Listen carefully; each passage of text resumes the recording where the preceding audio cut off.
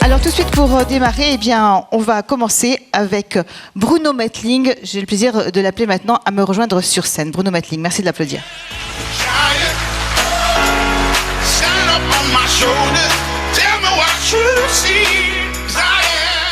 Alors vous avez, Bruno Mettling, un profil un peu particulier, une formation financière. Vous êtes inspecteur des finances, vous avez été directeur financier adjoint du groupe La Poste. Vous êtes également donc aujourd'hui administrateur, enfin vous étiez administrateur et président du comité d'audit d'Air France. Et puis vous avez aussi une autre casquette, une casquette davantage de ressources humaines. Vous avez géré la sortie de crise sociale d'Orange aux côtés bien sûr de Stéphane Richard. Vous êtes d'ailleurs un président d'Orange Afrique Moyen-Orient. Auteur également d'un rapport que vous avez remis il y a 4 ans, un rapport sur la transformation du numérique au travail. Alors aujourd'hui, vous avez créé également un cabinet qui réfléchit sur la transformation justement numérique et RH des entreprises. Peut-être on pourrait commencer justement d'abord sur cette croissance du chiffre d'affaires en Afrique. C'est une croissance qui est largement tirée justement par le numérique aujourd'hui. Oui, c'est 20 ans d'investissement et qui font que le risque qu'ont pris nos prédécesseurs, à France Télécom à l'époque, devenu Orange, d'être le seul opérateur au monde qui est à la fois très présent en Europe avec la place de la France et en Afrique, ce risque-là devient absolument déterminant puisque régulièrement, depuis quelques semestres, on s'aperçoit que c'est l'Afrique qui tire la croissance, Afrique Moyen-Orient qui tire la croissance du groupe. Et c'est vrai que derrière cette croissance très forte de l'Afrique et du Moyen-Orient, qui devient vraiment une success story pour le groupe Orange. Derrière ça, il y a la transformation numérique de l'Afrique. Et moi, j'aime bien en dire quelques mots parce que c'est vrai que souvent, on parle dans nos sociétés développées, dans nos entreprises, des enjeux du numérique, on aura l'occasion d'y revenir tout à l'heure. Mais je trouve que ce qui se passe en Afrique, pour ceux qui s'interrogent sur l'opportunité, est absolument fantastique. Alors justement, c'est le numérique finalement qui est à l'origine de tout. On voit les équipements qui sont incroyables, ça va à une vitesse folle. C'est le numérique qui apporte à des populations qui avaient vocation, de par les enjeux, les résultats de l'histoire, on va dire, pour résumer, à être écartés d'un certain nombre de services fondamentaux de la personne humaine. Je pense à l'accès à l'énergie, je pense à l'accès aux services financiers de base, puisque nous sommes entre financiers ce matin. C'est le numérique qui va permettre de compenser le déficit des infrastructures. Et à titre d'illustration, c'est vrai que le mobile banking est quelque chose d'absolument extraordinaire en Afrique, puisque aujourd'hui, plus de 55% de la population africaine de ce continent ont un accès à des services élémentaires financiers. Il y a 10 ans, seule l'économie du troc leur était accessible. Et puis, ça se développe. Il y a l'agriculture, par exemple. Grâce à des applications qui sont dans leur langue vernaculaire, les agriculteurs savent à quel moment il faut irriguer, à quel moment, où est-ce qu'il faut amener le cheptel. Et puis, il y a l'énergie. L'énergie, évidemment, avec une nouvelle technologie, les kits solaires qui font que des villages ruraux qui n'avaient aucune chance d'avoir jamais un accès à l'énergie peuvent, cette fois-ci, grâce à ces kits-là, l'école peut rester ouverte après 17h30 quand le soleil est tombé. Bref, l'Afrique est en train de se transformer. Et ce qu'il y a d'extraordinaire, c'est que l'Internet est en train de connaître une grande mutation qui est celle de passage. Je passe d'un sujet à l'autre, mais ils sont liés en fait parce qu'en Afrique, il y avait quand même un problème, c'est qu'environ 500 millions d'Africains ne pouvaient pas avoir accès à l'Internet pour 2 raisons. Le coût du smartphone, parce que l'accès Internet supposait évidemment un accès smartphone. Et puis d'autre part, l'absence de maîtrise de l'écrit, des grands langages de l'écrit qui sont ceux du transactionnel sur Internet. Alors comment vous avez fait justement pour, on va dire, surmonter ces 2 obstacles-là? Alors on fait 2 choses. D'abord, c'est vrai qu'on le dit pas assez, et je trouve que par rapport à tous ceux qui observent ce qui se passe à Internet, il y a une nouvelle transformation de l'Internet qui est majeure.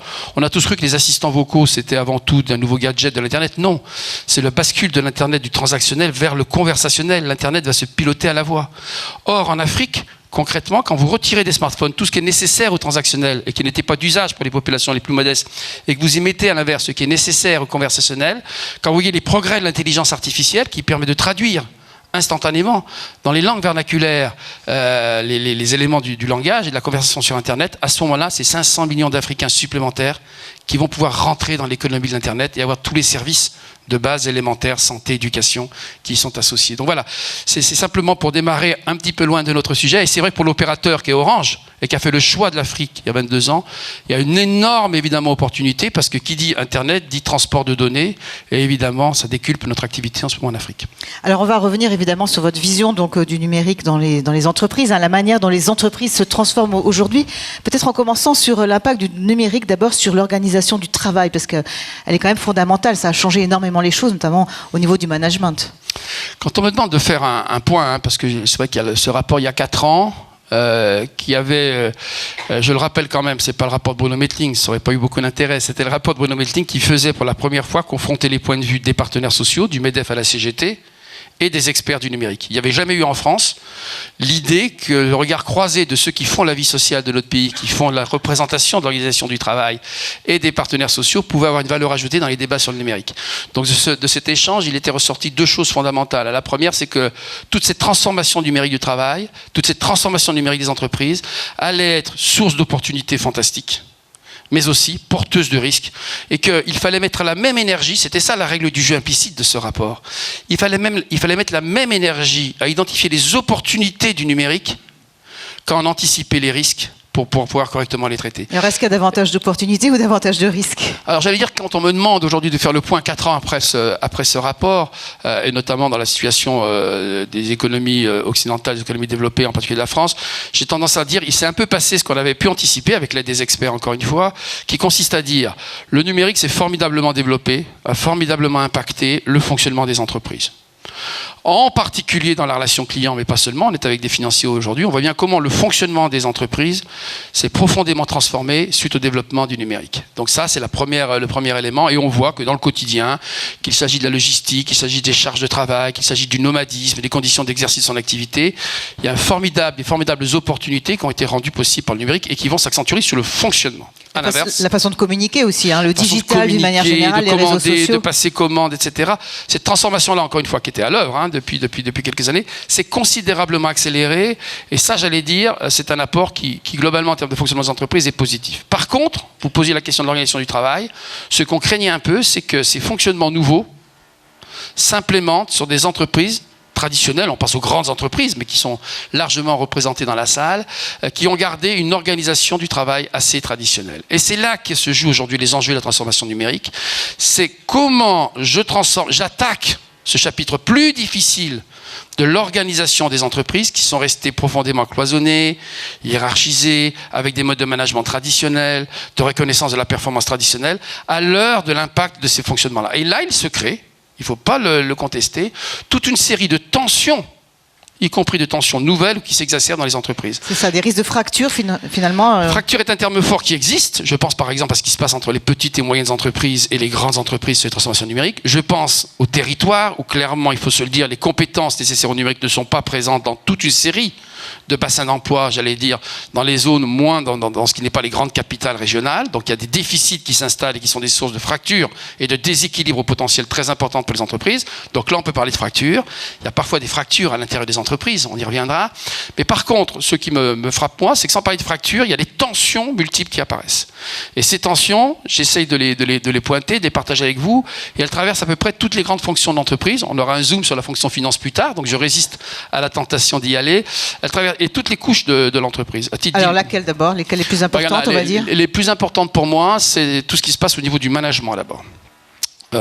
Pour les managers, c'est vrai qu'à l'heure du numérique, on met en place des nouvelles formes de mode projet, on met en place des nouvelles formes de transformation, d'exercice de l'activité. Et pour eux, s'ils n'ont pas été formés à ces nouveaux enjeux du numérique, c'est une source de tension importante. On met des organisations plus transversales, plus plate. Ça veut dire très clairement une réduction assez massive dans certains services, et je pense à l'IT en particulier, du nombre de managers. Sauf que on n'a pas forcément réfléchi à la manière dont on transforme et on adapte le travail des managers, dont on les accompagne dans ces nouvelles façons de travailler, dans les modes agiles et autres. Et donc concrètement, vu par eux, c'est une perte de repère par rapport à ce qu'était l'exercice du management traditionnel, encore une fois, qui reste très présent, et puis ces nouvelles formes auxquelles on leur demande d'aller. Donc ça crée pas mal de tensions, notamment dans le management de proximité. Donc ça, c'est le premier secteur, on va dire, qui est impacté. Le deuxième, c'est quoi? Le deuxième secteur, c'est qu'il faut rentrer un petit peu dans les principales fonctions de l'entreprise. Et quand on regarde les baromètres sociaux, par exemple, et pour prendre les principales fonctions, on voit bien qu'on a beaucoup investi dans les entreprises, y compris dans l'accompagnement, la transformation des relations clients. Donc on voit bien que du côté des fonctions marketing, des fonctions relations clients, très tôt on a embarqué, très tôt on a formé, on a fait venir un certain nombre de compétences nécessaires à cette transformation. On n'a pas forcément porté la même attention aux fonctions support ou aux fonctions de back-office et d'appui. Et donc là encore, il peut y avoir des décalages importants en ce que les nouveaux outils génèrent comme requête, comme demande, comme adaptation, et puis la formation des collaborateurs.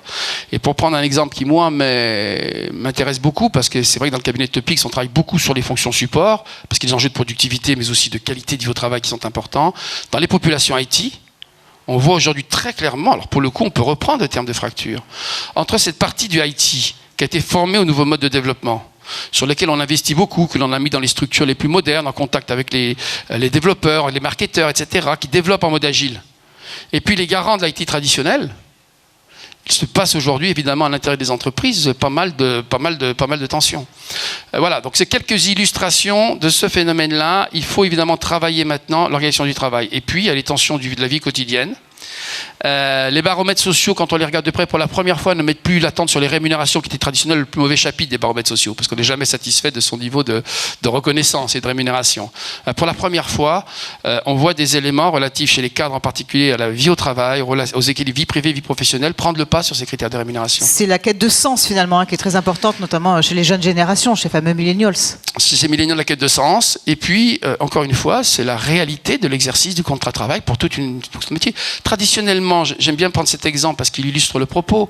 Un contrat de travail, juridiquement, quand vous le regardez, c'est un certain nombre de mentions obligatoires. Sur les 4 mentions obligatoires d'un contrat de travail, vous en avez 3, que pour toute une série d'activités, notamment les activités cognitives, qui j'allais dire, sont tout simplement largement hors sol. Je pense évidemment à la référence d'un contrat de travail à un lieu déterminé pour exercer son activité. Je pense en fait qu'on sera sous l'autorité hiérarchique d'une personne clairement déterminée, alors qu'avec le mode projet, on est de plus en plus en situation de transversalité. Et donc on voit bien qu'on a à la fois une relation d'entreprise à travers un contrat de travail qui s'exerce à travers une obligation de moyens. Vous devez respecter un horaire de travail, un régime de travail déterminé. Et on sait bien que la relation entre le temps de travail et la vie pro a tendance à s'estomper. Donc on voit bien que 3 des 4 mentions... Il y a de plus en plus de porosité, entre les deux. Oui. Et donc sur les 4 mentions obligatoires d'un contrat de travail, vous en avez 3 qui, pour toute une catégorie des salariés de ce pays, ne sont plus. Alors pour le vendeur en boutique, ça reste pertinent.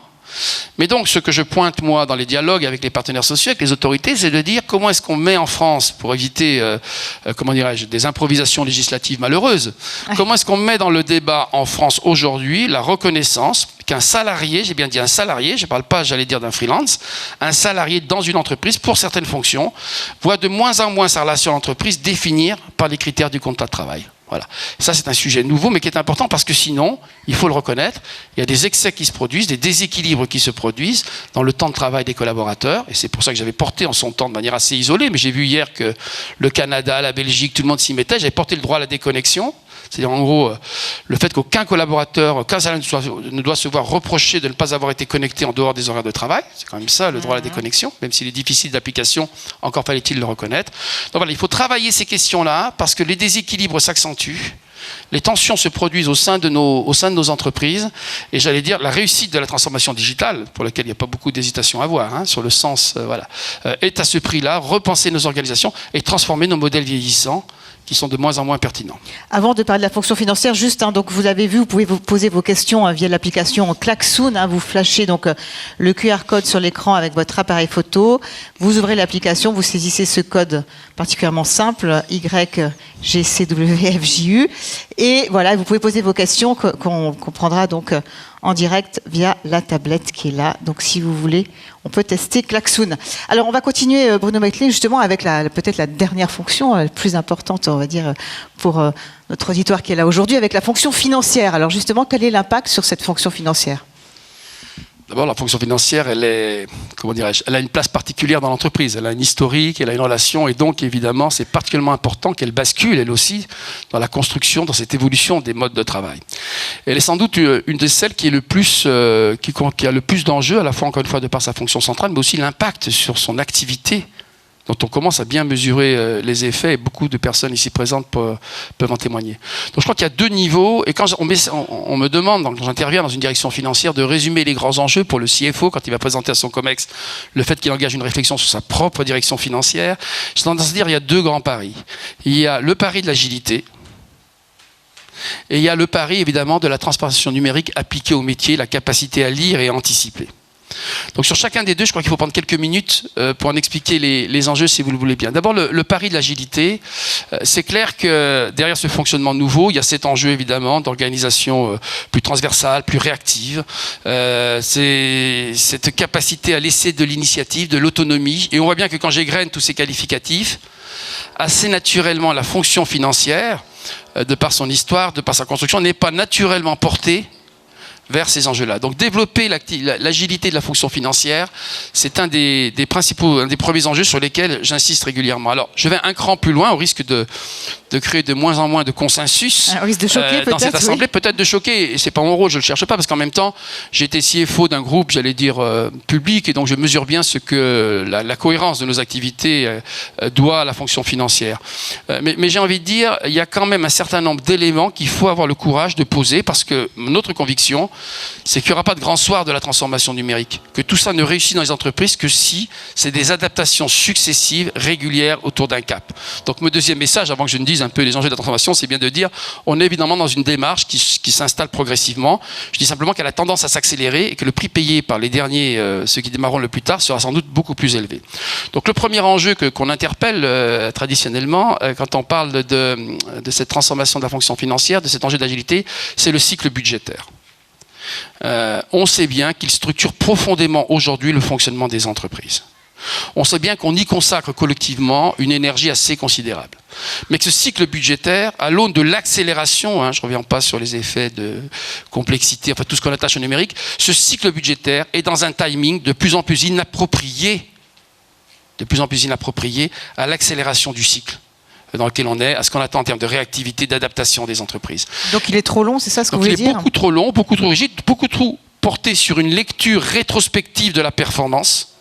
Il génère dans l'entreprise toute une série de conséquences, comme par exemple des primes, des parts variables basées sur l'atteinte d'objectifs d'une année sur l'autre, et non sur votre capacité d'agilité dans un marché, et qu'à comparer votre performance comparée à celle des concurrents. Donc on voit bien qu'il génère, qu'il structure profondément l'entreprise sur un rythme et sur des modalités qui sont souvent inappropriées par rapport à l'accélération du cycle auquel conduit évidemment cette nouvelle économie. Donc il faudrait le changer finalement, c'est ça ? Il faut l'adapter. Alors ceux qui s'y sont attachés, encore une fois, je vous rappelle toutes les démarches, Beyond Budget, etc. Tous ceux qui ont en société caractérisent deux choses. La première, effectivement, ils sont de plus en plus sur des indicateurs de performance, j'allais dire, roulants, qui sont plutôt trimestriels qu'annuels et fixés 18 mois plus tôt. Et deuxièmement, il se fixe de plus en plus des indicateurs tournés sur l'environnement auquel on est confronté et moins sur l'atteinte d'un objectif lu par rapport à l'année précédente. Voilà. Et puis troisièmement, sur les enjeux managériaux, et ça c'est une autre contribution possible de la fonction financière, il faudra de plus en plus avoir des indicateurs, j'allais dire, qui se situent dans l'activité elle-même et de moins en moins dans la lecture rétrospective des résultats financiers attachés à une activité. Alors c'est quelques éléments de l'agilité. Il y a l'autonomie aussi, je le dis, parce que souvent quand les transactions sont plus complexes, la tendance naturelle des directions financières, pas toutes, mais la plupart, c'est au contraire de reconcentrer en se donnant le sentiment que plus elle centralisera, plus elle concentrera l'appréciation du risque, plus elle sera performante, plus elle a des chances d'échapper, j'allais dire, à un certain nombre. C'est exactement l'inverse qu'il faut faire. C'est pas ça qu'il faut faire. C'est exactement l'inverse. On voit bien que l'une des clés, c'est les logiques de confiance, les logiques d'autonomie. Souvent, au sein de la fonction financière, vous voyez, je dis les choses comme je les ressens, on confond autonomie et indépendance. Et donc, souvent, l'idée de donner à vos responsables en proximité la capacité d'agir à l'intérieur d'un cadre, évidemment, qui a été défini, que j'appelle l'autonomie, n'est pas l'indépendance, c'est-à-dire la capacité d'agir en dehors d'un cadre de gouvernance. Parce que dans le même temps, et pour défendre la direction financière, elle voit accumuler sur elle un certain nombre d'obligations, de compliance et autres, qui supposent évidemment une capacité à lire et à rendre compte de l'exécution d'un process de manière extrêmement précise. Donc il y a à la fois cet enjeu risque, cet enjeu compliance qui tire assez logiquement par rapport à l'histoire des directions financières vers plus de concentration, plus de centralisation, et dans le même temps, il y a une exigence d'adaptabilité, de réaction dans un monde de plus en plus complexe qui se joue précisément dans la capacité à agir en proximité à l'autonomie. Et c'est vrai que le cycle budgétaire, j'en parle souvent parce que c'est un peu le symbole de cette mutation à réussir de la fonction financière. Et alors, il faudrait faire quoi alors pour le réussir justement ce cycle budgétaire? Très clairement, il faut d'abord l'adapter, parce qu'encore une fois, je ne suis pas de ceux qui pensent qu'on peut d'un seul coup se projeter dans un nouvel univers. Il faut adapter ce cycle-là. J'en donnais quelques éléments tout à l'heure. Par exemple, revoir les indicateurs, encore une fois, trop souvent basés sur la lecture d'une performance d'une année N sur l'année N-1. Revoir le calendrier beaucoup plus flexible, et puis surtout intégrer ce que va être l'impact de l'IA dans la production d'informations financières, de l'IA, mais je parle aussi de l'automatisation et de la robotisation des process. Et ça, c'est le deuxième enjeu d'agilité, évidemment, et de transformation numérique des directions financières. C'est celui, et j'insiste assez lourdement, des nouvelles technologies. Pour résumer les choses et me projeter, alors pour le coup, ce que je n'aime pas trop faire, un petit peu dans une fonction financière telle qu'on commence à l'avoir s'esquisser. Il y a quand même 2-3 éléments qu'il faut partager ici. D'abord, l'idée des grands cycles, trimestriels, semestriels, annuels de production de résultats, sera de plus en plus, j'allais dire, inapproprié, dans la mesure où, grâce au progrès de l'automatisation des process, grâce aux logiques prédictives, grâce aux indicateurs d'anticipation qu'on va avoir, évidemment, on aura une production quasiment en temps réel de ce qu'aujourd'hui on concentre dans une logique de photo, d'arrêt photo, de production de l'information financière, autour de laquelle on nous l'analyse de la performance. De plus en plus, on ira encore une fois vers cette production en temps réel. Donc ça, c'est un élément extrêmement important. De la même façon, encore une fois, les logiques analytiques, prédictives, vont permettre de projeter non pas les lectures de ce qui s'est passé les 6 mois, et donc comment ce qui s'est passé dans les 6 mois m'enseigne sur ce qui va se passer. On va avoir des outils beaucoup plus précis, grâce au big data, je ne développe pas tout ça, est connu dans la salle, des logiques beaucoup plus précises qui permettront de faire de la prospection à partir, ou de la prévision, à partir non pas de ce qu'on a vécu et des projections historiques, qui sont de plus en plus souvent et rapidement décalées, mais à partir effectivement des logiques prédictives, des algorithmes, des données dont on pourra projeter avec une grande précision les éléments. Donc on voit bien que si je tire un peu le fil, c'est une autre transformation profonde.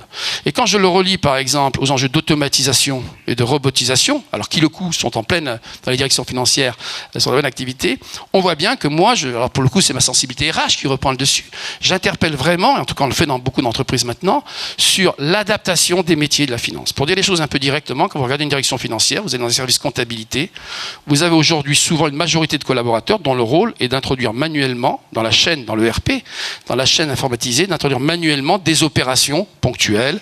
Et ben ce métier-là, très clairement, il va disparaître purement et simplement. Et là, pour le coup, on parle plutôt de 4 à 5 ans, parce qu'on va pouvoir automatiser l'ensemble de ces process. Il y a toute une série des fonctions de comptables qui sont, j'allais dire, pas les plus à valeur ajoutée, qui vont disparaître. Mais quand vous regardez dans un service comptable le nombre de personnes qui sont dédiées à cette tâche, c'est assez important en fait. C'est très important. Et donc vous posez la question, et là c'est le RH qui interpelle la fonction finance, vous posez la question, quand se mettront-on au travail pour identifier à partir de la GPEC, de la pyramide des âges, peu importe le profil de mes comptables, quand se met-on au travail pour anticiper ceux qu'on va ramener vers les nouveaux métiers qui se développent, compliance risk, et on va les accompagner, de ceux dont on peut convenir qu'en termes d'évolution professionnelle. Vous voyez, anticiper cette transformation numérique autour de ces grands axes. Je prends l'exemple du contrôle de gestion. Combien de contrôleurs de gestion passent le temps à produire ces fameux tableaux de bord qui font rêver, enfin en tout cas qui sont les commandes multiples et chaque fois différents évidemment, des couches supérieures. Aujourd'hui, on voit bien que la visualisation de la data va permettre de produire en temps réel dans des formes beaucoup plus sympathiques, j'allais dire, qu'un tableau de chiffres, vont permettre de produire l'information dont chacun des responsables de l'entreprise peut rêver. Dans ce contexte-là, j'allais dire, anticipons les conséquences sur les contrôleurs de gestion qui produisent beaucoup de reporting, beaucoup de tableaux sur mesure, de tableaux de bord sur mesure de ces transformations-là. Et puis je vais un cran plus loin pour terminer, je pense au métier des trésoriers, je vois bien les technologies blockchain. Je ne parle pas de la monnaie, je parle bien des technologies blockchain. On voit bien qu'aujourd'hui, entre le fournisseur, le client, l'entreprise et la banque, il y a 4 chaînes en parallèle qui traitent d'une information ou d'un acte financier, 4 chaînes en parallèle. Les technologies du blockchain qui permettent évidemment d'avoir des livres sécurisés, de permettre à une opération introduite par un acteur d'être sécurisée dans son suivi, dans sa réalisation par l'ensemble des 4 chaînes, n'aura plus. Il n'y aura pas de duplication dans 4 endroits différents de la même opération. Projetons ensemble les conséquences de ces évolutions, et je ne parle pas de choses à 10 ans, là on parle de choses à 5 ou 6 ans, sur les effectifs de la fonction financière. Alors par rapport à ça, il y a 2 comportements. Donc ça va bien changer pour la fonction financière énormément. Et il faut que ça change. Et on ne comprendrait pas que la fonction financière n'apporte pas en termes de productivité, y compris d'efficacité, la contribution qu'elle demande, à juste titre, aux autres fonctions d'entreprise. Bien sûr. Donc on voit bien cet enjeu-là, et moi, pour le coup, puis les volumes, les effectifs qui sont concernés, voilà, j'ai pris un peu de temps sur la fonction finance, mais c'est la même chose dans les IT. Le maître mot, c'est comment j'anticipe ça, comment je fais évoluer les collaborateurs, comment je fais une GPEC, non pas globale de l'entreprise, une espèce de grand truc qui ne sert pas à grand-chose, mais comment, en faisant des GPEC beaucoup plus fines, structure par structure, j'accompagne cette grande mutation de la fonction financière. Et ça, voilà, pour moi, c'est une des grandes responsabilités, parce qu'aujourd'hui, il y a deux attitudes.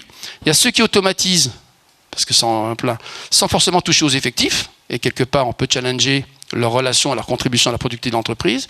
Et puis, il y a souvent des blocages, parce que quand vous allez expliquer à un responsable de comptabilité l'impact sur ses effectifs, de l'analyse ça évidemment, ça crée forcément... Voilà. Donc entre les deux attitudes, il y a encore une fois cette logique d'anticipation, de transformation, d'accompagnement sur les nouveaux métiers de la fonction finance. Merci beaucoup, merci Bruno Mettling. On a encore quelques minutes pour répondre à des questions, donc on peut prendre des questions de la salle. Et puis alors vous avez commencé à utiliser l'outil Klaxoon, merci beaucoup de l'avoir fait. Alors on a déjà deux questions, Bruno. Donc votre vision du retard de la France et de l'Europe en Afrique par rapport à la Chine, peut-être commencer par celle-là. Puis ensuite donc sur le cycle budgétaire, qui est un sujet vieux de 30 ans. Qu'est-ce que les DAF en ont fait en 30 ans en dehors du blabla? C'est un peu... Bon, alors, un peu plus peut-être le premier sujet pour préparer ma réponse au second. Voilà, on est en retard, bien sûr, en Afrique par rapport à la Chine, ça c'est clair. Alors, ce qui se passe, c'est que, l'Afrique a développé des moyens considérables sur le continent africain parce qu'elle a une relation au temps, une exigence à l'efficacité, l'efficacité à la prise de risque. La Chine, vous voulez dire. La Chine, je dis bien, pardon, qui est différente de celle de l'Europe. Bon, en même temps, l'Europe reste le premier contributeur à l'Afrique. Donc, le vrai débat, c'est toujours le même, c'est comment l'Europe s'organise pour faire peser à la fois ses exigences, je pense évidemment à tout ce qui est compliance, et on a raison, et je pense qu'on construit l'Afrique de demain à partir de l'exigence européenne par rapport à la compliance, pour résumer tous les enjeux, là où la Chine, développe son rouleau compresseur sur des modèles qui créent de plus en plus de tensions en Afrique. Donc moi, je ne suis pas... D'abord, il y a la réalité des chiffres. J'en veux beaucoup à cette Europe qui n'est pas capable, dans son dialogue à l'Afrique, de poser avec une certaine maturité l'efficacité, les exigences qui sont les nôtres, les valeurs qu'on porte, mais je suis aussi conscient que le modèle chinois, j'allais dire, qui crée l'endettement, qui s'affranchit d'un certain nombre de contraintes, qui crée quand même des systèmes totalement exportés, là où nous, au sein du MEDEF international par exemple, on développe des approches beaucoup plus inclusives, beaucoup plus partagées désormais de l'investissement en Afrique, je suis assez confiant sur le moyen et long terme. Il y a des beaux succès aujourd'hui encore européens en Afrique. Par contre, il faut absolument que l'Europe cesse d'être naïf et par exemple applique la clause de non en faveur qui font que des entreprises chinoises peuvent concourir sciemment à des financements européens alors même qu'elles ne s'engagent pas le même contenu en termes de RSE, en termes d'intégration des populations, etc. Dernier élément important pour moi, il faut que l'Europe se positionne notamment sur les sujets d'éducation et de formation. Si on ne veut pas que l'Afrique rate la transformation numérique, il faut former aujourd'hui en Afrique les compétences numériques dont elle a besoin. Sinon, on aura le même modèle qu'aux révolutions industrielles précédentes.